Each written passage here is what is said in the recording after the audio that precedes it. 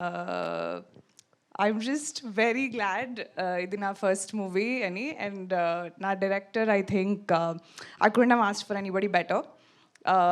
విజయ్ గారిని అడిగాను నేను ఎందుకు నన్ను కాస్ట్ చేశారంటే నాకు తింగర్గా ఉండే ఒక అమ్మాయి కావాలి అందుకని నిన్ను పెట్టుకున్నా అన్నారు కదా.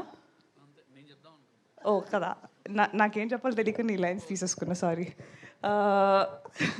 అండ్ కాస్ట్కి వస్తే I think I'm truly lucky. ఇది నా ఫస్ట్ ఎక్స్పీరియన్స్ ఇలాంటి కాస్ట్తో. ఒక్కొక్కళ్ళ కామిక్ టైమింగ్ అసలు వేరే లెవెల్లో ఉంది. నేను నేర్చుకున్నది చాలా ఉంది ఒక్కొక్కరి దగ్గర నుంచి.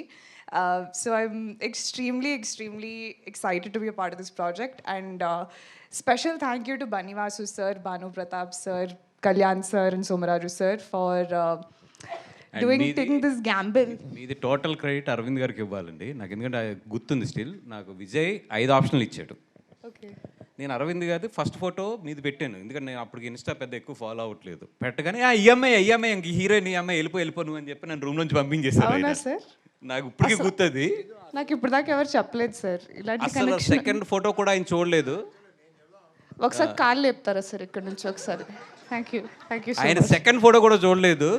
కాదు సార్ ఇంకా ఉన్నాయి ఆప్షన్లు అంటే, అబ్బాయి ఈ అమ్మాయి గురించి నాకు బాగా తెలుసు అయ్యా, నీకు పని అయిపోద్ది 100%, నీకు కదా నాకు తెలుసు కదా, వెళ్ళిపో అని చెప్పి సెకండ్ కూడా చూడలేదు ఆయన. సో 100% పెంట్ హౌస్ మీరు నాకు ఏం అవసరం లేదు, నా మనసులో మీకు పెంట్ హౌస్ ఉంది ఇప్పుడు.